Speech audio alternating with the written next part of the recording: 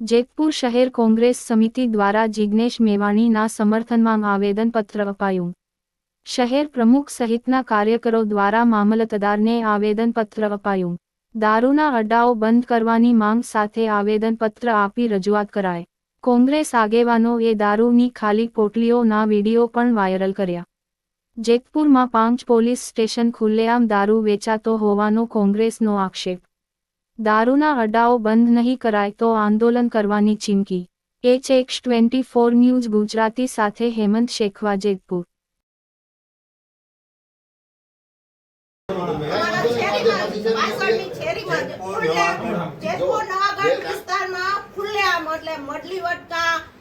English दारू देसी दारू खुलेआम हाले छे, गांजो खुलेआम हाले छे। तो आ बधुंय आ कार्यवाही करवामां आवे करशे तो पोलीस આજે નાગરિક તરીકે તમારી ફરજ બને ને। તમે એક એવા અધિકારી છો કે મંદિરની બાજુમાં હોતીને વેચાય છે અને શેરીએ ગલીએ વેચાય। અમારા ગામની અંદર 20 યુવાનો છે ને મૃત્યુ પામ્યા, હાવ નાની ઉંમરના, મારા કરતા નાની ઉંમરના 20 જણા મરી ગયા।